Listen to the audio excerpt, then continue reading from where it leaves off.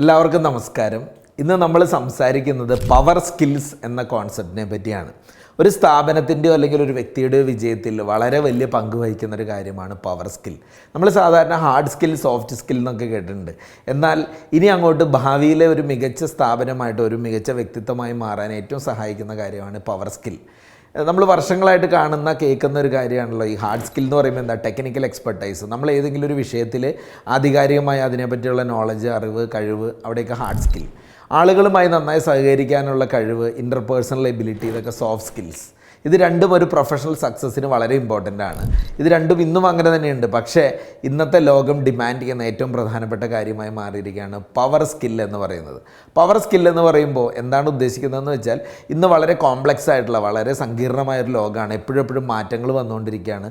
പുതിയ ഇന്നോവേഷൻ ആവശ്യമായി വന്നിരിക്കുകയാണ്. ഈ കാലഘട്ടത്തിൽ നമ്മുടെ ഇനി അങ്ങോട്ട് അനിശ്ചിതാവസ്ഥ നിലനിൽക്കുന്ന സമയത്തും അതിനെ എങ്ങനെ മാനേജ് ചെയ്യാം എന്നുള്ള കഴിവിനെയാണ് പവർ സ്കിൽ എന്ന് പറയുന്നത്. അതായത് ഒരു സ്ട്രാറ്റജിക് കേപ്പബിലിറ്റിയാണ്.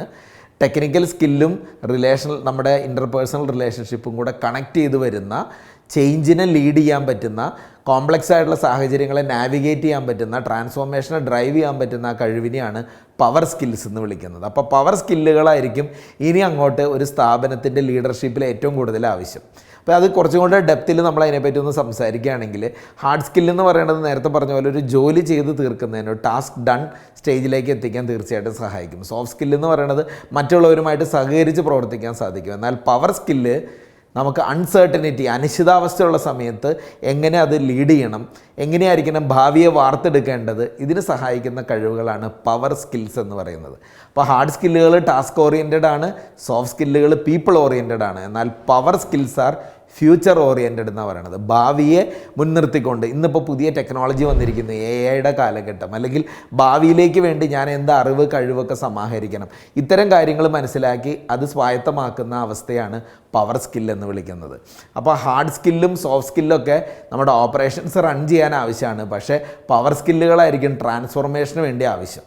ഇനി അങ്ങോട്ട് നമ്മുടെ സ്ഥാപനവുമായി ബന്ധപ്പെട്ട് നിൽക്കുന്ന എല്ലാവരെയും കണക്ട് ചെയ്ത് കൊണ്ടുപോകാനും, സ്ഥാപനത്തിൽ ഇടയ്ക്കിടെ ഉണ്ടാകുന്ന മാറ്റങ്ങൾക്കനുസരിച്ച് എല്ലാവരുടെയും പ്രവർത്തന ശൈലി മാറ്റമുണ്ടാക്കാനും, മാർക്കറ്റിലെ ലീഡിംഗ് ആയി മാറാനും, കോമ്പറ്റീറ്റീവായി മാറാനും സഹായിക്കുന്ന സ്കില്ലിനെയാണ് പവർ സ്കിൽ എന്ന് വിളിക്കുന്നത്. അപ്പോൾ ചുരുക്കി പറഞ്ഞാൽ, ഹാർഡ് സ്കില്ലുണ്ടെങ്കിൽ ജോലി തീർക്കാം, സോഫ്റ്റ് സ്കില്ലുണ്ടെങ്കിൽ ടീമിനെ കണക്ട് ചെയ്യാം. പക്ഷേ പവർ സ്കില്ലായിരിക്കും റൈറ്റ് പ്രോബ്ലം എന്താണെന്ന് കണ്ടെത്തി റൈറ്റ് വേയിൽ ഭാവിയിലേക്ക് വേണ്ട രീതിയിൽ ഓർഗനൈസേഷൻ ഷേപ്പ് ചെയ്യാൻ സഹായിക്കുന്നത്. അപ്പോൾ ഇനി അങ്ങോട്ട് ഈ പവർ സ്കില്ലുകൾ സ്വായത്തമാക്കാനുള്ള ഒരു എഫേർട്ട് ഓർഗനൈസേഷനിൽ ഉണ്ടാവുക. ഇപ്പോൾ ഒരു അടുത്ത 5 വർഷം, അടുത്ത 10 വർഷം കഴിയുമ്പോൾ എന്തായിരിക്കും എൻ്റെ പേഴ്സണൽ അവസ്ഥ, എൻ്റെ ഓർഗനൈസേഷൻ്റെ അവസ്ഥ എന്ന് ചിന്തിക്കുകയും അതിന് വേണ്ടതായ കഴിവുകൾ സമാഹരിക്കുകയും ചെയ്യുന്ന രീതിയാണ് പവർ സ്കിൽസ്. അപ്പോൾ ഈ പവർ സ്കിൽ വർക്ക്ഷോപ്പുകളൊക്കെ പല ഓർഗനൈസേഷൻ സെറ്റ് ചെയ്ത് തുടങ്ങി. കാരണം ലോങ് ടൈമിൽ സക്സസ്ഫുൾ ആവണമെങ്കിൽ പവർ സ്കില്ല് വളരെ ആവശ്യമാണ്. Thank you.